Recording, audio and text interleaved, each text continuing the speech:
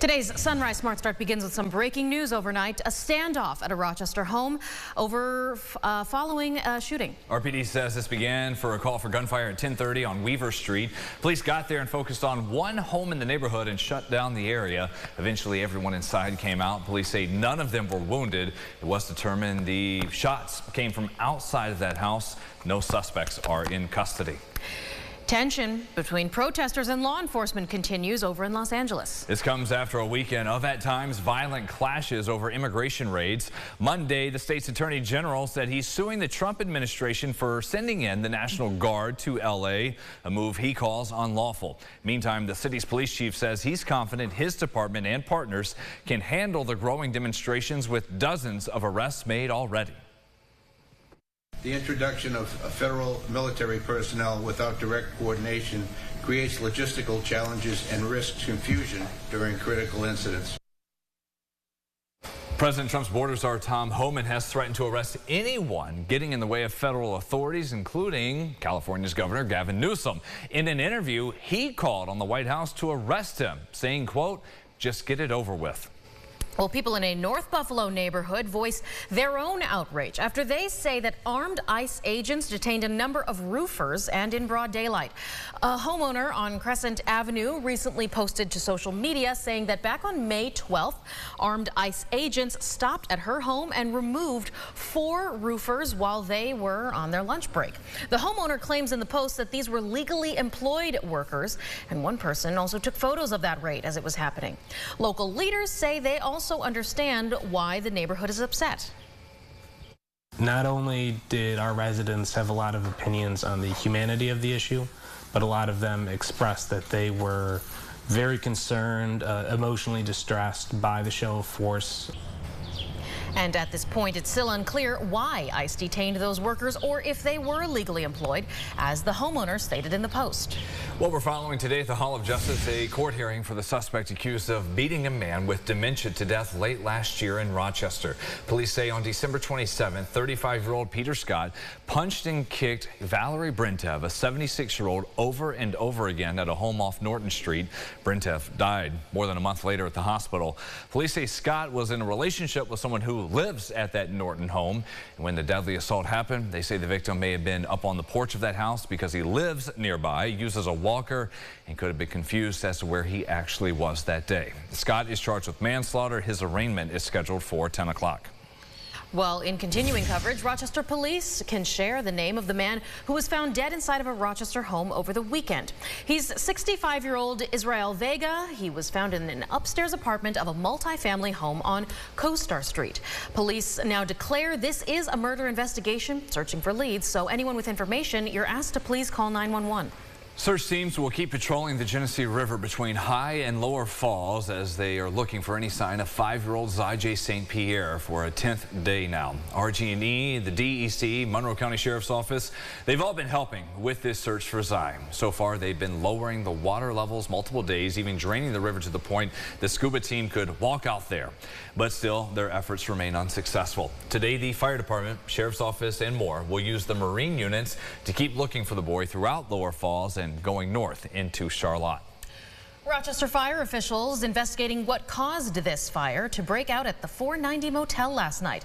We're told calls for the emergency came in around 8 o'clock on Mount Read Boulevard, and flames could be seen coming out of that one-story building when the crews arrived. We're told there are no injuries to report at this time. Sunrise traffic updates here at 6:52 across our main thoroughfares, 390, 490, 590. Everything's moving along with volume picking up there. We've got more sunrise traffic during CBS Mornings when we see you every half hour up until 9. A story new this morning and some positive vibes here from a Rochester man on a mission to make his neighborhood better by teaching the kids there how to play basketball. Yeah, he tells us the program is growing really fast. The kids are having fun and learning something along the way. So Aron Spitzer joins us in the studio to explain how he's helping. Aron. Yeah, guys, Coach Malcolm Jenkins is the president and coach of the Rock City Warriors. They play in School 17's gym 3 times a week. During their sessions, they focus on the dynamics of the sport, from positions to how to work as a team. Jenkins started out with 5 kids in February and now has around 30 players from 3rd grade to 9th. Jenkins was a coach for years before starting this program. He would play with his son on Campbell Street, and kids started joining every Saturday. Some of the kids in the program started there, actually. Now, along with his wife, they pay for the gym, uniforms, and basketballs. And ultimately, his goal is to get as many kids as he can to go to college and improve his neighborhood. The more kids I keep in the gym, the more kids I keep out the street, you know, and that's the goal, to save the neighborhood. You can't save the neighborhood if we keep trying to save the adults. You got to start with the kids. Adults are going to do whatever they do. Their life is set. Their life is set in stone. But these guys, every kid in this gym, there's not. We have a way that we can change every single one of their future. So by the time they are 18, 19, 20, these streets are going to die off, because all these kids are not going to the streets, but they're going to college. They're working 9-to-5 jobs. You know, they're getting married, having kids, doing things that normal human beings should do.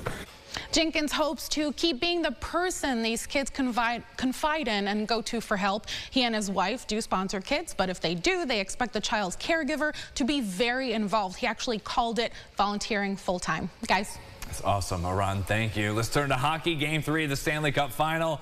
In South Florida, it was a blowout. Taking advantage of the Edmonton Oilers' worst performance in weeks, the Panthers pounced on mistakes.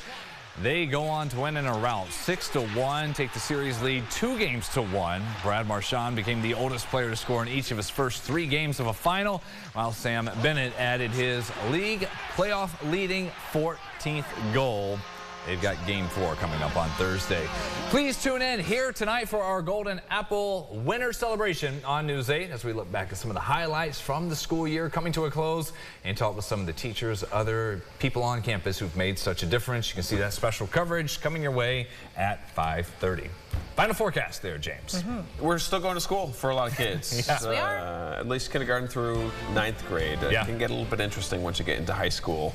I'm sure seniors are totally done, even if they do have classes, right? Sunny skies, low 70s for you. 80 tomorrow. I think we should be able to put together 3 days, 3 dry days here, which is nice. Rain showers work their way in at some point Friday into Saturday. I was just looking. Some models say Friday's completely dry. Others have evening rain. So still got to iron out that forecast a little bit. But a nice stretch to get some work done over the next few days. All right. Thank you, James. And thank you for watching us this Tuesday. Our next update in half an hour. Have a great day.